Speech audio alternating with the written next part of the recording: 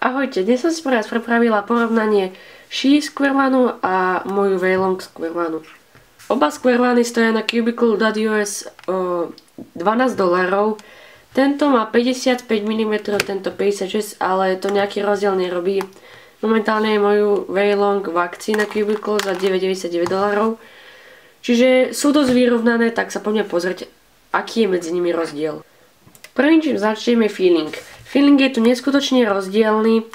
Môžete počúvať.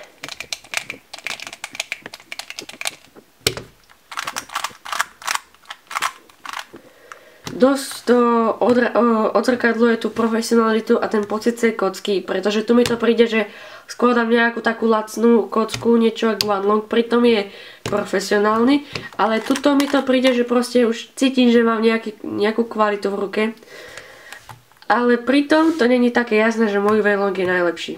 Čo sa týka mechanizmu týchto kociek, je úplne iný. Dosť som sa čudovala, keď som si tento Square rozobrala. Nejdem to tu rozoberať, lebo fakt sa mi to nechce. Ale tuto bolo, že musel sa zmodovať.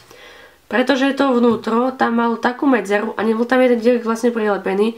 A spôsobovalo to, že tieto dve vždy protiľahlé rany sa takto mohli spojiť a oni vlastne vytvárali taký pop alebo také low-capino. Toto sa nastať nemôže, lebo tam proste v tom Square je všetko zapradané, čiže tamto miesto není a preto takto to nespojíte. Čiže super výhoda, že to aj bol tento Square dobrý, ste sa museli s ním pohrať a zmodovať ho. Určite ako tak počúvate, si myslíte, že čo tu rozoberám, keď všetko je lepšie na môj Waylong, ale nastáva tu jedna vec a to je corner cutting. Corner cutting na tomto Square je excelentný, pretože je jedno, ako to točíte, tá kocka to proste zvládne. Pričom tento Square to až tak úplne nezvláda.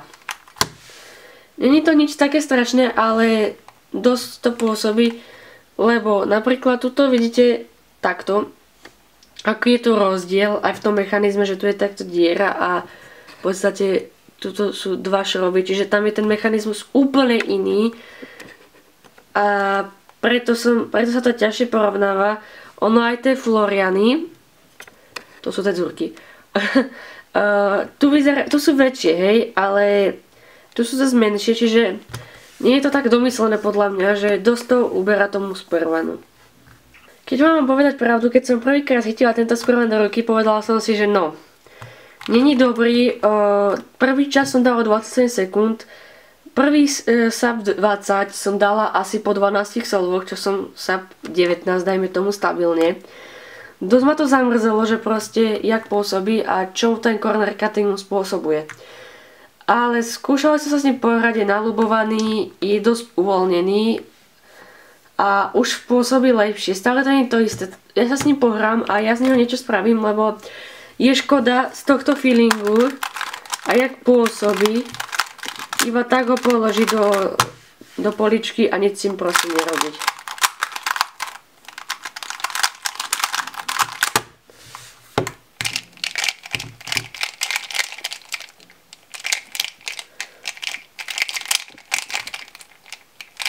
No.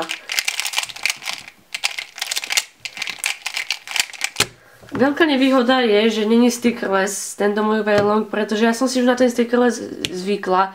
Je tam lepší look na 100% pri Square.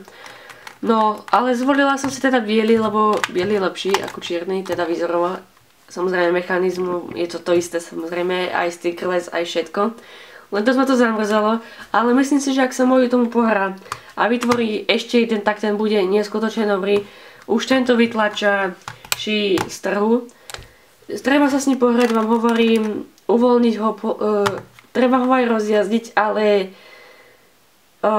nemôžem 100% povedať, že je to najlepší Square na trhu, pretože fakt si myslím, že môže mu konkurovať kľudne tento, môže mu konkurovať aj iný Square, ktorý som neskúšala, neskúšala som všetky Square samozrejme, ale má potenciál, pretože pôsobí kvalitne, lebo je od moju a preto som sa na ne tešila a myslím si, že dá sa s ním pohrať tak, aby bol konkurenciou a nejak pôsobil excelentne. Môžem teda takto, keď to mám tak pomaly robiť.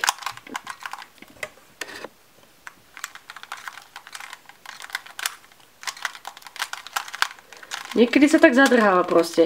A to je nevýhoda, keď skladám na čas, pritom tento už je taký... Proste sa to nestáva, no. Možno to je tým, že k tomuto skvranu už viem, čo si môžem dovoliť.